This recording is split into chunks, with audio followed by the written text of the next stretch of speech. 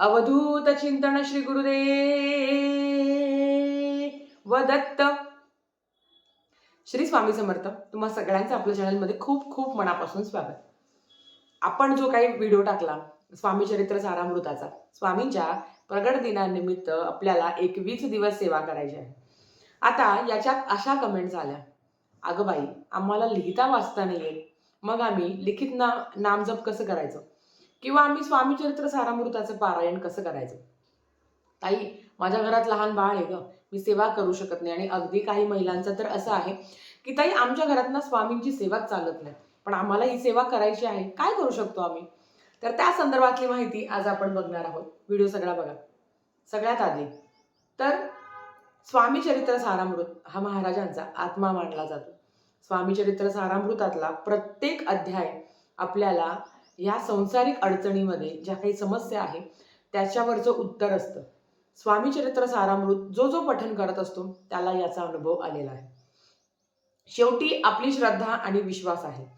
सगळ्यात आधी तर 21 पारायण, 90% महिला 21 पारायण करणार आहे. काहींनी सुरुवात केली आहे, काहींचं काही अडचणीमुळे कोणी मार्चमध्ये करणार आहे, तर कोणी 28 फेब्रुवारी पासून करणार आहे. आता आज किती तारीख आहे, समजा आज 21 तारीख आहे, 22 तारीख आहे आज. तर आजपासून ते बरोबर 22 फेब्रुवारी ते 20 मार्च पर्यंत काय करायचं आहे. आपल्याकडे माळ नाही, स्वामी चरित्र सारामृत पण नाही, पण तेवढीच प्रभावी सेवा काय करू शकतो, तर महाराजांचे नाम जप करू शकतो. जे तुम्ही कधी कुठे केव्हाही करू शकता. चालता फिरता बोलता उठता बसता सगळं खाता पिता सगळ्या वेळेस आपण नामजप करू शकतो, ज्याला कुठलंच बंधन नाही. पण आपलं मन स्थिर व्हावं, ज्या पद्धतीने लिखित नामजप आपण करत असतो, आणि बऱ्याच महिला करताय लिखित नामजप. अगं ताई आम्ही करतोय लिखित नामजप. जेव्हा बऱ्याच महिला लिखित नामजप करत आहे त्यांना अनुभव आलाय, मन एकाग्रता होतं. आपले जे काही विचार आहेत त्यात म्हणजे जेव्हा आपण नावामध्ये आपलं मन रमतो ना, तेव्हा त्या विचारांपासून आपण बाहेर पडत असतो. पण काही कारणांमुळे ज्यांना नामजप करणंही शक्य होत नाही, आपल्या संसारिक जबाबदाऱ्या एवढ्या असतात की आपल्या मनातल्या ज्या काही इच्छा आहे किंवा आपण काही करू पाहत आहोत तेही आपल्याकडनं होऊ शकत नाही. आणि कदाचित त्या जबाबदाऱ्या आपल्याला आपल्या भक्तीपेक्षा, आपल्या बाकीच्या गोष्टींपेक्षा त्या जबाबदाऱ्या खूप महत्त्वाच्या असतात आणि त्या केल्याच पाहिजे. मग आपला संसार सांभाळून, आपले प्रापंचिक आयुष्य सांभाळून आपण काय करू शकतो, तर मैत्रिणींनो, अगदी आजपासून उद्यापासून मासिक धर्मात सुद्धा एवढंच की मासिक धर्मातही तुम्ही नामजप करू शकता बरं का. श्री स्वामी समर्थ, श्री स्वामी समर्थ. किंवा तुम्हाला सुतक आहे, विटाळ आहे, तेव्हाही तुम्ही नामजप करू शकता. तुम्हाला काय करायचं आहे, आता हे करताना प्लीज मांसाहाराचा प्रश्नच विचारू नका. घरातले करताय त्यांना करू द्या, तुम्ही खाऊ नका. स्वामी समोर बसायचं, मूर्ती असेल, फोटो असेल, छोटासा तरी फोटो असेल. महाराजांचं अधिष्ठान आपल्या घरात आहेच, छोटंसं आहे किंवा मोठा आहे, महाराज एकच आहे. छोटा फोटो घ्या, मोठा फोटो घ्या, मोठी मूर्ती घ्या, प्रत्येकाचा हा श्रद्धेचा भाग असतो. स्वामींसमोर बसायचं, डोळे बंद करायचे किंवा महाराजांच्या मूर्तीकडे बघायचं. अगदी डोळे बंद केलेही लगेच विचारांचा संभ्रम सुरू होतो. मग अशा वेळेस महाराजांकडे बघायचं. मला स्वयंपाक करायचा आहे, माझ्यावर कर्ज आहे, मी कुठे अडकली आहे, माझ्या मनात 100 विचार चालू आहे, त्या सगळ्यांना बाजूला ठेवायचं. महाराजांच्या मूर्तीसमोर, फोटोसमोर फक्त 5 मिनिटं बसायचं आणि त्यांच्या डोळ्यात बघायचं.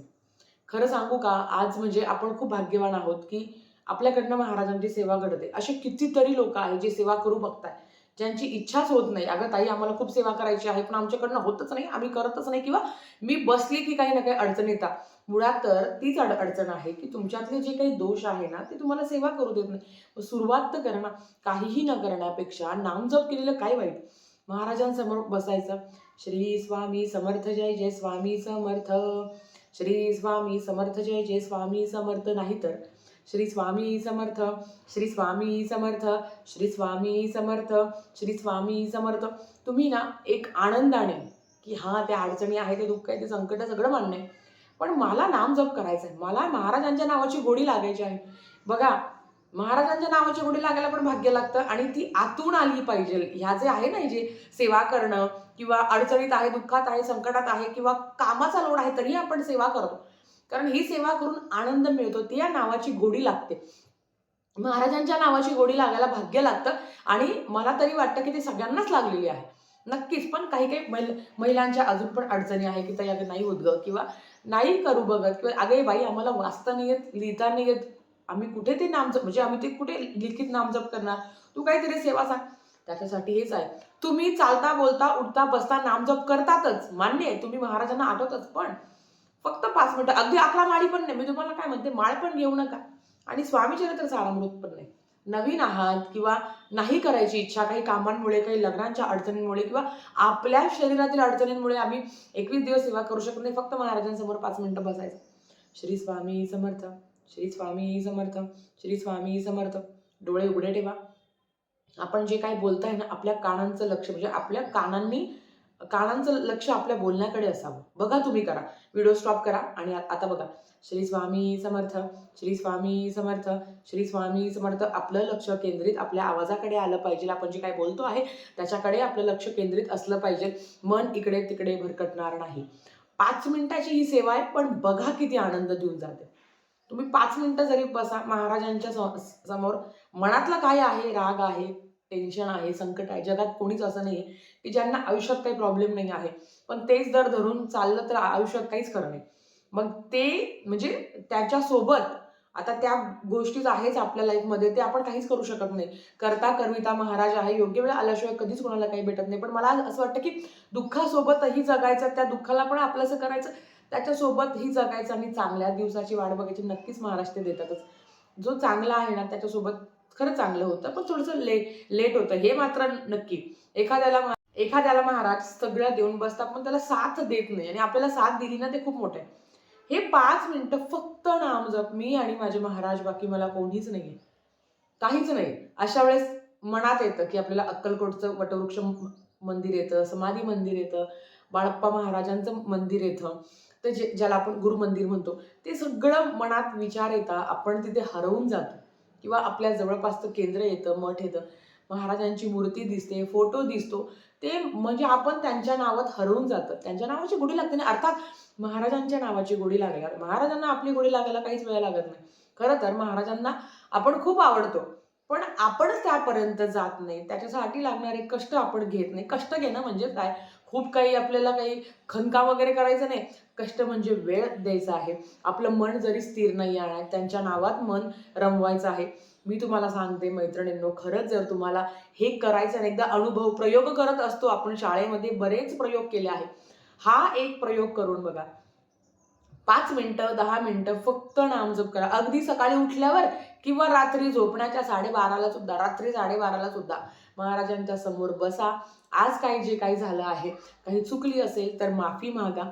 जे काही झालं असेल महाराज ते तुमच्या चरणांशी आहे, आणि खरंच महाराज कधीच कोणाचं काही घेत नाही. प्रत्येकाला आपापलं देतात. कोणाचंच महाराज कधीच काही ठेवत नाही. आणि फक्त शांत मनाने श्री स्वामी समर्थ. कधी कधी असं होतं बघा, सगळं मनाविरुद्ध घडतंय, काय करावं कळत नाही, अडचणी आहे ज्या संपत नाही आहे, सगळं चक्र फिरलं आहे. मग अशा वेळेस मनस्थितीतच नसते आपल्याला सेवा करायची, नाहीच करायची मला सेवा, एवढं केलं काय झालं, आता नाही करायचं. पण हीच तर खरी वेळ आहे परीक्षेची. परमेश्वरही बघत असतो ना, तुला मी एवढं सगळं तुझ्यासाठी बनवलं आहे, तू थोडं पण कळ काढू शकत नाही, तू थोडं पण संयम ठेवू शकत नाही. मग अशा वेळेस आपल्या मनाला म्हणायचं, हे बाबा झालं ना झालं, आता याच्यापेक्षा वाईट काही होऊ शकत नाही, कारण हे सगळ्यात वाईट होतं, आता होईल तर ते चांगलं होईल. आणि नक्कीच ही भावना मनात ठेवायची. सगळ्यांच्या अडचणी आहे आयुष्यात, तुम्ही काय मी काय, सगळे सगळे आपण एका माळेची मणी. जो माळ जप करतो ना आपण, सगळे एका माळेची मणी आहे. पण मनाला सांग, घाबरू नको. तारक मंत्र किती मोठी शक्ती सांगावर, एकदा ऐकलं तर तरी भारी वाटतं, असं काही नाही, महाराज ना आपल्यासोबत करतील ते सगळं सॉल्व. हीच कृतज्ञता असते, हेच मनात असतं की महाराज तुम्ही आहात म्हणून मी आहे. आणि खरं सांगते, महाराज आहे म्हणून आपण सगळे आहोत. तेच आपले करता कविता आहेत, तेच आपले भाग्यविधाता आहे. पण हे नाम जप, 5 मिनिटं मन शांत ठेवा ना, जे काही घडलं आहे ते विसरून जा. 5 मिनिटात फक्त महाराजांच्या नामात तुम्ही तुमचं मन रमवा आणि बघा काय अनुभव येतो. ह्या गोष्टी तुम्हाला आयुष्यात खूप चांगलं बनवून जाईल, खूप चांगलं शिकून जाईल. आणि मेन म्हणजे ना, मनातलं दडपण कमी होईल. मनातलं दडपण कधी कमी होतं, जेव्हा तुम्ही नामजप करता, एक उत्साह निर्माण होतो, अरे बापरे होईल सगळं चांगलं महाराजांना. मग आपण जेव्हा चांगला विचार करतो तेव्हा चांगल्या घटना घडतात. एकदा नामजप करून महाराज लगेच देणार नाही आहे.